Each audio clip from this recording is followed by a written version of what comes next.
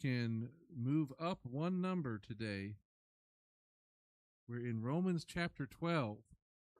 Believe it or not, we actually made it. Oh, don't get ahead of me now. Got to do a little bit of a review, right? Yeah, because last week, of course, Paul was reminding us that even those that were hostile to the gospel, those Jewish people who didn't believe in Yeshua as the Messiah, he stresses that point that they are still loved of God and they still maintain their relationship with him, their status with him. They maintain the gifts and the calling that they receive from him, because those things, that call is irrevocable. He does not change his mind. And even to this day, where any Gentile that wants to reject the Jewish people and treat them, that's the big thing, treat them as if they are his enemies. Any in our day that we see increasingly that buy into or promote all the stuff online, all the anti-Jewish, anti-Israel conspiracies, he makes the point that they are forgetting the mercy that was shown to them. They are forgetting the mercy that he has shown to them. He says that in Romans 11, because for just as you once were disobedient to God, but now have been shown mercy, you Gentiles, you were disobedient, you were more disobedient for longer. For all of your experience in your life, you Gentiles were much more on the disobedient scale, but now you have been shown mercy because of their disobedience, because of their false steps. Salvation has come to the Gentiles. He says, in like manner, just like you've received mercy, these also have now been disobedient, with the result that because of the mercy shown to you, they also may receive mercy. So God is going to work. God worked in them, and because of what he did in them, mercy was extended to you. Now realize that the mercy that I'm extending to you, the work that I'm doing in you, I'm going to use that to show mercy to them. See how that's supposed to work back to itself? That's been his plan. That's his purpose all along. He says, for God has shut up all in disobedience so that he might show mercy to all. It's funny, that word translated here, shut up, it also means enclosed or imprisoned. It has the idea of multiple being put into the same enclosure, or it has the picture of you throw out a net and you usually catch several different fish in the same net. Jews and Gentiles in Messiah are often like, siblings who are arguing and fighting and picking on each other. How many of y'all grew up in a family where as the young or one of the siblings, you argued and fought with your brother or sister? Right? How many of you have kids that argue and fight as siblings, right? Some parents have gone so far as to enclose them in the same shirt so they can learn to get along with each other. Have y'all seen these? The get along shirt? Did anybody have to go through a get along shirt when they were growing up? I thankfully didn't either, because I'd probably be dead. Did anybody use the get along shirt with their children last week? Or are you going to go buy one of these now and paint it on there, a get along shirt? Tell me how that goes. I want to know. So, in this case, the net of disobedience gets put out there. He's shut up all. He's enclosed us all in that disobedience. The fact we are all in a state of disobedience, so that he might show mercy to all, so that when he does show mercy to us, we will all be set free together at the same time by the same act of mercy.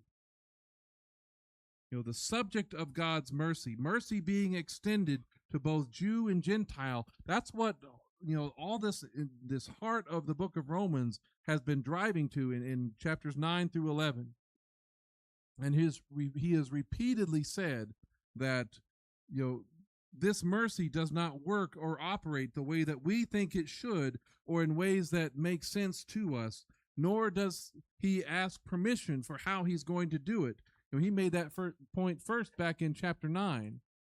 He says, "What shall we say then? That there is no injustice with God, is there? May it never be." You who think that, if he does all of this stuff, then he's being unjust. He's like, no, that's not the case. For to Moses he says, "I will have compassion on whom I will have mercy on whom I have mercy, and I will have compassion on whom I have compassion." So then, it does not depend on the one who wills or the one who strives. The one who tries to make it happen, or the one who tries to work it out for themselves. It doesn't depend on that, but on God who shows mercy. And Adonai is going to show mercy, because that is who he is. That is his nature. That is his character. If we've talked about the school of Shammai, if the Jews from the school of Shammai don't like the fact that Adonai is showing mercy to the Gentiles, and that the Gentiles are going to be added into them and have a place in the Messianic Kingdom, his attitude is, well, that's too bad that you don't like it. And if Gentiles, even the modern ones, if you don't like the fact that God still loves the Jewish people, even if they don't currently believe in Yeshua, and if you don't like the fact that he will again work in them before the return of Messiah, guess what his answer is? That's too bad, because I'm going to do it anyway. He is just in all he does, whether you and I approve or not. His mercy and that desire to be merciful to all, that is the foundation of his work in this world, knowing that the decision to save by the blood of the Lamb was made before the foundation of the world itself. He already decided that he was going to show mercy, and that should blow us away. We should marvel in that, the idea that he made the decision to save and show mercy even before the fall.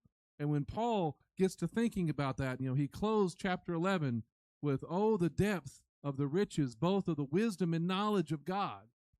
How unsearchable are his judgments, and how incomprehensible his ways. For who has known the mind of Adonai, or who has been his counselor? Or who has first given to him that it should be repaid to him?" In other words, God made this decision without input, without any consultation from committees. And he did it not because, well, I guess I have to because I owe somebody. Right? Who is first given to him that I have to pay you back? He's not doing it for any reason like that. He does it. He saves because that is who he is. That is his nature. That is his mercy and his love. And he is the one who takes the initiative in all of it. He is the one who makes the decision. He takes the first step. And on the flip side of that, he also takes the last step. He finishes the work that needs to be done. He carries it on to completion.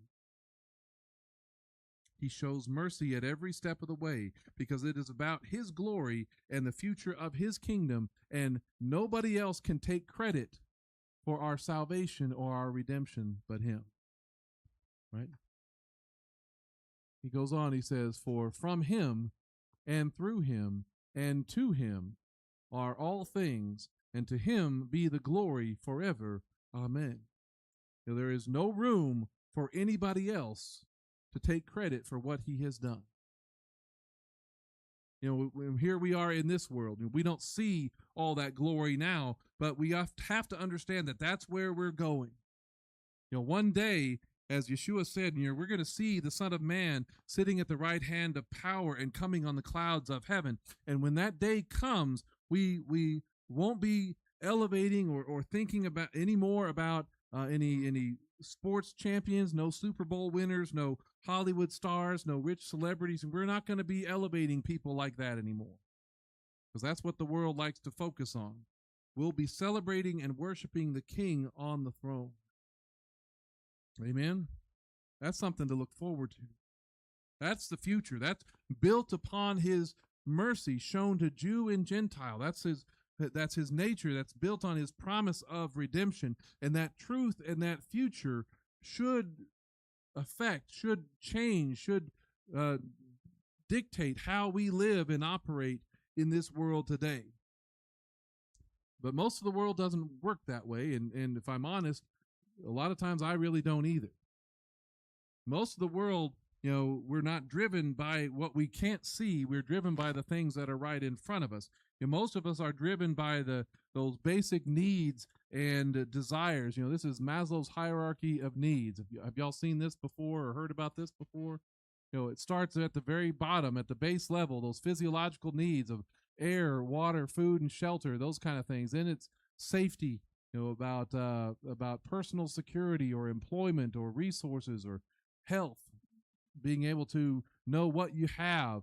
There's the love and belonging, which talks about your friendships, your marriage, your family, intimacy, all those things. Then there's the esteem, respect, self-esteem, status, recognition. I don't always like all of these categories, but this is what he talks about. And then there's the self-actualization, the desire to become the most that one can be. The idea is that before you can worry about any of those higher things, those higher needs, you have to have the lower ones pretty stabilized. And throughout most of human history, where do you think most people had to spend their time? Yeah.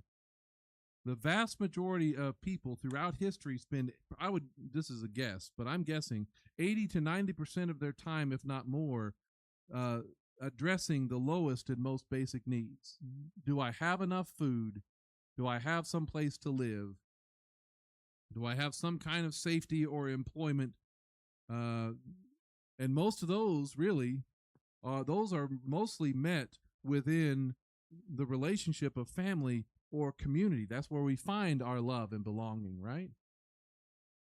We won't really have the safety needs met without somebody else. We won't really have those physiological needs without somebody else, because we're not designed to do all this stuff alone, at least certainly not long term. I mean, how many of y'all grow all the food that you eat in your house by yourself? Anybody?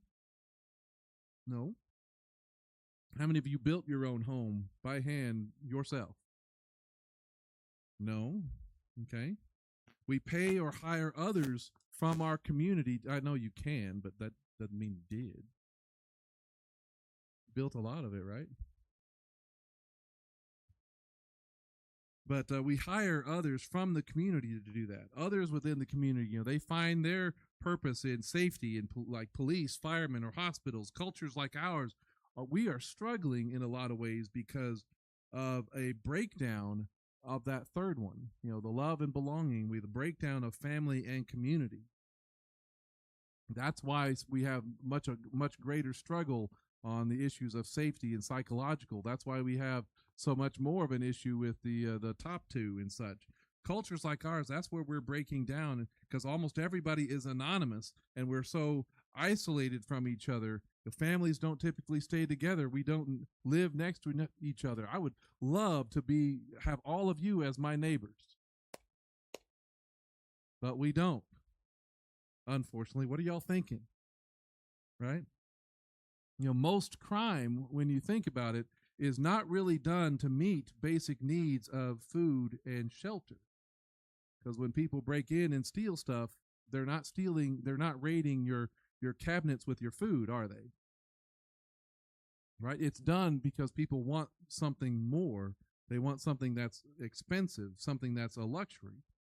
Far too many have even inverted this pyramid and treat self-esteem and self-actualization as the most basic need, which has to be done first. I mean, that was drilled into generations of kids in school.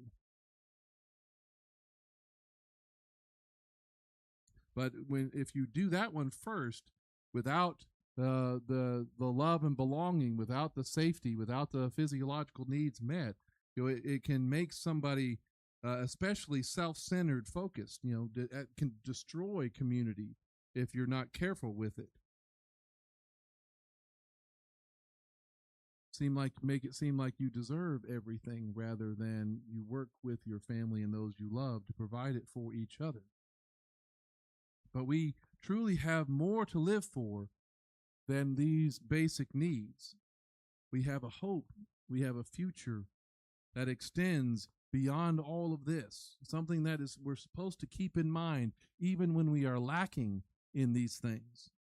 Because of our hope and expectation in light of God's mercy, in light of his promises, that's when we really get to that higher level of things, of being living sacrifices.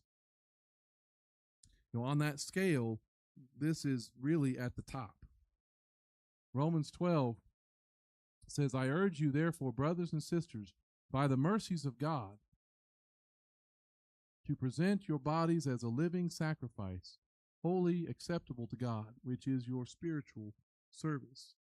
In light of the mercies of God, in view of this mercy that is extended to both Jew and Gentile, in light of this mercy that takes that partial hardening that exists upon parts of the Jewish people, that lifts that, and their eyes are open to Messiah, and that mercy that is extended to the Gentiles, that it brings an end to the trampling of the Gentiles and gets replaced by the fullness of the Gentiles, that reaches out to, welcomes, loves the Jewish people and that way of life. In view of the mercy of God, both Jew and Gentile are able to enter the temple together, both having access to the Father by the same Ruach, by the same Spirit we read about in Ephesians 2, to worship in spirit and in truth in the name of Yeshua, the Messiah. In light of that future and that reality that he is moving everything towards, the future that Abraham looked forward to and saw and rejoiced, that Yeshua talked about. In light of that,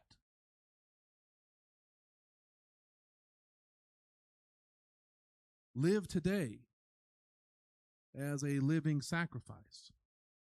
Consider that day, consider that future, that reality as more important and more real and worth more of your time and your attention than living for your life today. And Yeshua told those kind of parables about the lost coin or the pearl of great price that is worth giving up everything that you have in order to acquire. That's what, when you see that future as more valuable than anything else, that future is what you live for. Your life is essentially one of these words that we read about in Mark chapter 7. Your life is supposed to be korban. Recognize that word, korban? It's a gift that is set aside and dedicated to the temple, which means that it cannot be used for any other purpose. Korban is an oath or promise that cannot be undone or revoked. This is in Mark 7, this is where that word is used, and it was kind of used in a bad way to avoid one's responsibilities, a man helping his parents. He says, for Moses said, honor your father and your mother, and he who speaks evil of father or mother must be put to death. But you leadership, you Pharisees and such that he's having this argument with, you say, if anyone tells his father or mother, whatever you might have gained from me is korban, that is an offering to God, then you no longer permit him to do anything for his father or mother, making void the word of God with your tradition that you have handed down, and you do many such things. You give people a loophole. You give people a way out of doing the clear things that God says, and you find a workaround. I was always really good at that as a kid. Mom and dad tells me to do something, I'm going to find a workaround. Anybody else like that? Or is that just me? Y'all are all perfect kids, right? Anybody have kids that do the workaround? Yeah.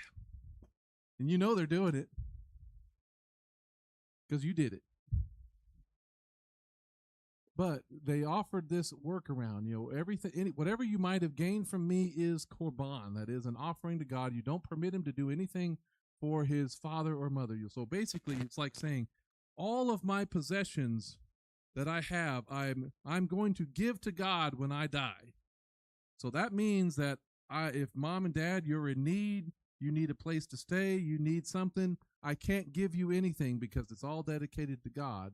Now, I can do what I want with it for me in my life because I still have to live by it. I can still acquire, I can still lose, I can still do all this kind of stuff. But when I die, none of my kids, nobody else is going to get anything. It's all going to be dedicated to God. But until I die, it's mine to do with as I please, but I can't do anything to help you. So it's intentionally finding a workaround of that community idea, that love and family idea. Because the idea of korban is a good one, even though people will find a way to abuse it. And we have to come to terms, we have to understand that in coming to Yeshua, in making him in calling upon him, believing in him, trusting in him as your Lord, as your Savior, you have declared your life as korban, the Messiah. You've dedicated your life to him. You are not your own. You were bought with a price. Your life is now dedicated to God. And so whatever you might have gained is no longer yourself, is no longer for yourself. It is korban, an offering to God. You are a living sacrifice. You're still alive, but everything you do, everything you live, your whole body, all your soul, all your mind, all your spirit is korban to him, dedicated to him. When you say those phrases we did earlier, love Adonai your God with all your heart, soul, mind, and strength, that's a call to be a living sacrifice, a life dedicated to God. Like Yeshua, our perfect example of this kind of life, that even living is not really up to him. It's if God calls for it, asks for it, requires it of you, you give it. That's something that no one can take from you, but that you should be willing to give freely. John 10, he says, "For this reason the Father loves me, because I lay down my life so that I may take it up again. And no one takes it away from me, but I lay it down on my own." He saw his life as one dedicated to God, as korban. And if this is what he calls for me, then I will certainly do it. A living sacrifice is voluntary in willing. It does not, open its mouth in protest, right? That's one of that passage out of Isaiah 53 we talked about. A living sacrifice does not fight for special treatment, for rights. It doesn't demand that it always gets its way. And it struck me in studying and reading about this week, it's a lot like Isaac from Genesis 22. If you remember that account, if you haven't spent time there, spend a lot of time in that passage. He willingly carries the wood up the mountain for his father. Y'all remember that? And according to tradition, he is sometime in his 30s, maybe 37, maybe 39, something like that. But he is certainly a strong and capable man. But Isaac's also not an idiot, right? He was figuring out that something unusual was going on, and he needs to be careful. He says, "Then Abraham took the wood for the burnt offering and put it on Isaac, his son," the son that he loved, his one and only son, carried the wood, carried the cross. In his hand he took the fire and the knife, So the two of them walked on together. And then Isaac said to Abraham his father, and he's a thinking man, my father. And then he said to him, here I am, my son. He said, look, here is the fire and the wood, but where is the lamb for a burnt offering? And Abraham said, God will provide for himself a lamb for a burnt offering, my son. God will provide himself a lamb for a burnt offering, my son. And the two of them walked on together. So Isaac is still willingly going. It says, and they came to the place about which God had told him, and Abraham built the altar there, laid out the wood, bound up Isaac his son, and laid him on the altar on top of the wood. And then Abraham reached out his hand and took the knife to slaughter his son. Now think about this for a second. Isaac is roughly maybe in his 30s, 35, 39. How old does that make Abraham? How old was he when Isaac was born? He was 100. So that makes him in his 130s, right? At what point do you think Isaac, this 30-year-old man, could have ended this whole situation with this 135-year-old man? At any time he wanted to, right? He could have dropped the wood halfway up the mountain if he didn't like Abraham's answer, right? Who do you think really did most of the building of the altar and gathering all the stones? Do you think Daddy did that all by himself? Or do you think Isaac did a lot of that? Do you think Isaac could have escaped, could have overpowered or evaded Abraham as soon as he figured out there was something squirrely going on? Do you think that Abraham, of course, so this is how, it's different when you're growing up in the traditional church. We always pictured Isaac as a young boy, right? And I can see, 10, 12 years old, that maybe a 130-year-old man could pick up that young man and put him on top of the altar, right? Do you think I would have trouble picking up a 35, 39-year-old man and lifting him up onto an altar? I would have a hard time doing that today. So do you think Isaac did he get up there willingly? You think he probably crawled up there on his own?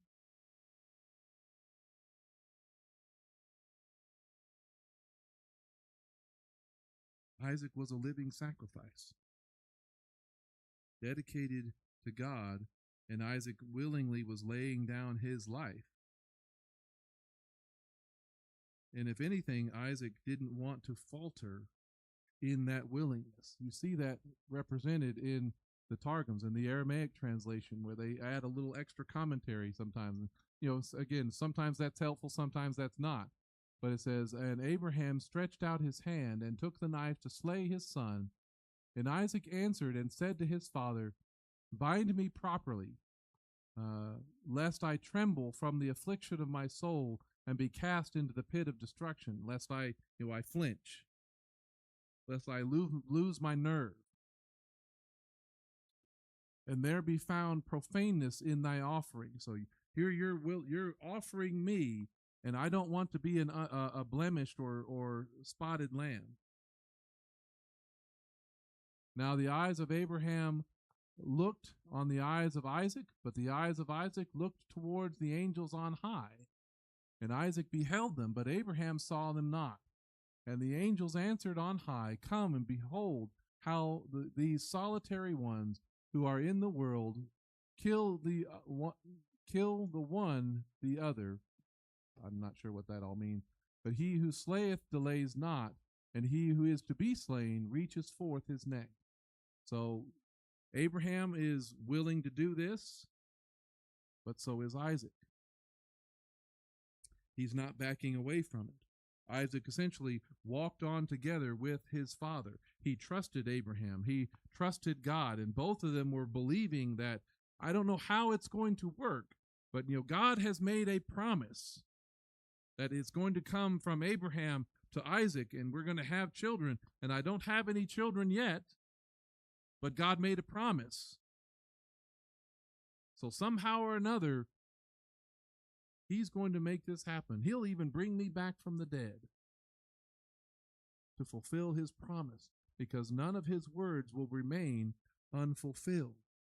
He walked together with his Father. He walked together with God. And at the synagogue of Rome, not enough were acting like Isaac. Not enough were acting as living sacrifices. They were all, fighting for their positions, or fighting for their rights, or feeling like victims, or not being treated well, and not liking all those types of things. Some on the Jewish side were fighting over the Gentiles coming in at all, while some on the Gentile side were acting arrogantly toward the branches. That's what we've been reading about. And if that's the case, neither one of them are being holy. Neither one of them are acceptable to God as offerings, as living sacrifices. They both have spots. They both have blemishes or injuries that should have them rejected or locked up in disobedience. And what's amazing is both can see the faults in the other better than they can see the faults in themselves. Right? And what we're seeing even today, we're seeing a lot of people not listening to this message in Romans 11. We're seeing a lot of people, there's not enough people are operating day to day as living sacrifices, not really seeing or understanding themselves as korban, or dedicated to God and his purposes. They're living for themselves. They're demanding their way, or their comfort, or their best life now, instead of all of this idea of being dedicated to God, and instead of this idea of being a living sacrifice, of being korban. Korban understands that whether living or dying, in good times or in persecution, God and his future kingdom can and should be my primary motivation, can and should be our primary motivation. And a synagogue can be strengthened by people who are living sacrifices. People who are living sacrifices, when we come together as community, and this is for any congregation, there'll be less arguing and fighting, less drama and division. Such a synagogue will have a greater purpose and service and cooperation and a love for one another, all of which I am so thankful to see here. I've been a pastor in several different places, and so I do not take for granted how unique we are here in this world, and these congregations here in East Tennessee, with so much overall conflict and drama in different places that we don't have here. Y'all don't know how much I appreciate you, because I do. If I don't say it enough, I am so thankful to not have to deal with so many of the conflicts and such the drama that's I hear other ministries and pastors and people talking about. But with all the overall conflict between Jew and Gentile, between Gentile and Gentile in most congregations, I'm very thankful. But it's when we are living sacrifices, when we are moving toward this goal of the kingdom, that's where true worship happens. Worship where Jew and Gentile come together as we will in that future. It's tragic to think where Paul talks about in Romans 12:1, he talks about this is your spiritual service. This is your true act of worship. It's tragic to think that we have spent most of our time, most of our history since, the first century forward, we have spent most of our time separate from each other and done it on purpose. You're over here, we go over here. Those who believe in Yeshua have created their own space and separated from that Jewish foundation. Setting our own day, inventing our own holidays, and treating the Jewish people badly. While those who didn't believe in Yeshua helped by not letting them in the door, or by pushing them out of the door, or by helping them pack and glad to see them go. Right? it's sad to think that we have purposely kept each other apart. I mean, we still see it even here in America. Yeah, Sunday morning is one of the most segregated times in the country, and it's not supposed to be that way. We're all carrying resentment for the other. But Paul is trying to get us to understand that none of us, can worship properly in our fullness without each other, unless we are coming together as we are intended to do. And it's only in coming together, especially as Jew and Gentile, in expectation of the future kingdom, that's when we are truly acting in that spiritual service. That's when we're truly able to perform that true worship. Because it's so easy. It is so easy to fall into the same old patterns and rivalries. And that's what we see happening there in Rome, patterns which Paul was calling them to break. We see that in Romans 12, verse 2. Hello, hope I did. Romans 12, verse 2, when he says, "Do not be conformed to this world." This was always a favorite verse of mine, right? Romans 12, 1 and 2, especially this one, not being conformed to this world. Sometimes we all have to kind of play with this one, and coming this direction at all was like, yeah, we don't want to be conformed to this world. But this verse must be understood in light of this conflict that he's just been talking about in 9 through 11, and this conflict between Jew and Gentile. Don't be conformed to the pattern of this world that is trying to tear us apart. Because even in the first century, that pattern of conflict, that suspicion and hatred between Jew and Gentile, how long had that pattern been going on? Like from the beginning. It had been set long ago. And when you are conformed to this world, that shapes how you think, that adjusts the decisions that you make. It alters or changes how you act and how you interact with each other. What are you coming and bringing to the table? Right? If there's somebody that you have a broken relationship with, and you don't like them and they don't like you, as soon as you see them, what comes right to the front? All those things that you don't like, right? And so what's your first word going to be? Well, hey there, neighbor. How you doing today? Been so long, I haven't seen you. Love you. Is that how you usually greet somebody you don't like? No. Usually it's like, what are you doing here? Right? It's automatically a bit of a confrontation, automatically a bit of tension that's there. Don't be conformed to this world. Don't fall into the same old hostilities. Don't carry that burden of generations of anger and hatred. We've heard so much about misinformation and disinformation over the last few years, right? That's the whole idea of what propaganda is. Propaganda is information, especially of a biased or misleading nature, used to promote a particular cause, doctrine, or point of view.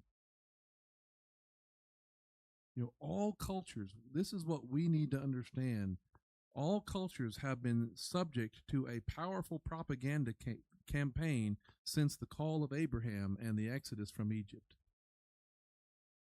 The enemy of God has sought to keep Jew and Gentile apart, jealous, as suspicious of each other. And has it been a successful propaganda campaign? Yes. It's been a very successful propaganda campaign. It's the most successful propaganda campaign in history. Much more so than COVID or anything around here recently, because it has shaped the thinking of kings and kingdoms, and it started wars, it started persecution, this propaganda of you don't like them and they don't like you. Think of the Crusades, right? We were talking in the 1000-ish AD. They were finally responding or talking about responding to 400 years of Islamic expansion across what were Christian territories in North Africa or around the Mediterranean world. So for 400 years, they weren't really reacting to it. And so they said, well, we need to send some fighting and soldiers to put a stop to all this stuff. But it did not take long for the Jews to become the target of these crusades. Even when they knew who the enemy was, even when they knew who they were going to be fighting against, oh, well, we don't like them either. We're going to lump them in with that. Why were the Jews targeted? Because those sending the armies and the soldiers were conformed to this world.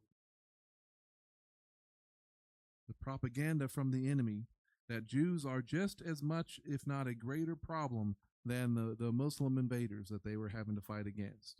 And, I've heard that kind of stuff just this week. Don't be conformed to this pattern. For Jews, that's just that. Don't be conformed to the idea that these Gentiles are unclean pagans.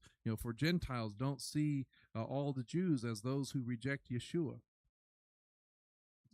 Because in Messiah, when we come together in Messiah, in that hope, that expectation of that future kingdom of bringing us together in Messiah, you are family. In Messiah, you are both serving the same King. And you are supposed to be a united army together, fighting an enemy that is, not of this world, right? So do not be conformed to those forces, those ideas that want to keep you apart, that want to keep you from true worship in the pattern that will be in our future. Instead, do not be conformed to this world, but be transformed. That's a word y'all probably know. It's metamorphosis. Right? Undergo a change. Those that are conformed to this world, who only see conflict between Jew and Gentile, look a lot like that. They can be very prickly and unfriendly and looking dangerous and all those kind of things. While those whose mind does not accept that hostility, who are transformed, are supposed to look more like that. Right? It's a very simple concept. You start one way, but in Messiah, you're supposed to be a new creation, right? The old has gone and it's the new that has come. That's the way it's supposed to go. But even when we come to Messiah, not everybody is willing to give up their old hatreds and hostilities. And that's a sad thing. I know in the various elections and runoffs and primaries of the past week, that a lot of people who claim to know Jesus voted for anti-Semitic candidates. Y'all see any of those reports? The candidates who blame the Jews in Israel for all our problems. Some of them down in Florida, it was like 10 to 12% for a candidate got that kind of vote. But we should not be deceived. Gentile believers, Christian attitudes towards the Jews must change. Jewish attitudes toward Messiah and the inclusion of the Gentiles, that's got to be transformed. We must not let our mind be corrupted by the propaganda of the enemy. Instead, we don't be conformed to this world, but be transformed by the renewing of your mind. That renewing, it has an idea of a renovation or a complete change for the better. Anybody watch those shows, the Extreme Home Makeover or any of those complete home makeover types of things? Did they ever do a makeover of somebody's home and make it worse? At least they're not that they should. Now sometimes they made it worse because now people had to sell that home because they couldn't afford it anymore. That's a different story. But you're being renewed of your mind. There's supposed to be a complete home makeover of the space in your head. He needs to knock down some walls. He needs to tear out some plumbing. He needs to do all that kind of stuff and do a complete makeover of your head. The renewal makes your mind, your thinking, your attitude better, more useful, more fruitful, more purposeful in the hand of the king. It's kind of like imagine the idea of being at a concert where they're playing a piano and the piano's out of tune, like badly. If you have perfect hearing, how bad is that when you have to listen to something that's played badly out of tune? Oh, it's painful, right? But this kind of renewing of your mind is like tuning the piano to play what it's supposed to play. It was kind of neat playing the shofar during the song because the shofar matched the key that y'all were in. And I was very thankful for that because when it doesn't, it's not very pretty. But that the verb for the word renewing means to cause to grow up, or to make new, to give new strength and vigor, or to be changed into a new kind of life as opposed to the former corrupt state. Before Messiah, our mind was corrupted, and he's saying you need to be changed into something new, because this renewing has a purpose. It's supposed to accomplish something in us. This renewing gives strength and ability that is not hindered by that corrupt thinking. We need to allow him to renew our mind. Do not be conformed to this world, but be transformed by the renewing of your mind. And here's the purpose: so that you may discern what is the will of God, what is good and acceptable and perfect. What does that tell us about the mind that is not renewed, not transformed by Messiah, one who is still, trapped or bound by the old hostility between Jew and Gentile? Can they really fully discern the will of God? No, they can't. Only that renewed mind, knowing that the hostility between Jew and Gentile doesn't belong in our fellowship, in our community, only the renewed mind that is willing to come together as one body in this, in this synagogue, can truly discern or make sense of, or can fully understand God's will and where he wants to take us as his people. We'll only have a better picture or understanding or idea of where we are going. And it's those who hold on to that animosity, hold on to that anger or that hatred between Jew and Gentile. They don't fully understand the kingdom or what it's going to look like because they have no way to know how to get there. They haven't fully accepted the glory of God that is revealed in the kingdom with Messiah on the throne. And as we were singing about earlier, with those from every tongue, tribe, and nation, bowing before him, being taught his ways, and walking in his path. That's when we know that our minds are truly renewed, when we come to understand his purpose, we have a better idea of where we're going. We might not know all the steps or what's going to happen from day to day to get there, but we have a better understanding of picture of all of that. And I hope that you want to be somebody that can discern God's will and understand what is good, what is acceptable and perfect, lacking nothing, and where you're complete and mature, where it's that word that's also talking about being brought to its proper and appropriate end, or being finished. That's what we need to be. It's in view of God's mercy and his future kingdom, so you can know where we're going and what he's going to do and what he wants to change and how he wants to move in us.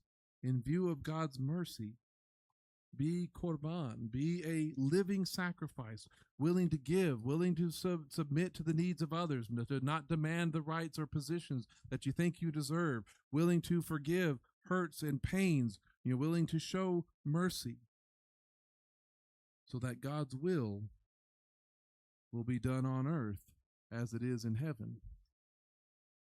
And so that, as we saw in Romans 11, so that all Israel will be saved. Amen.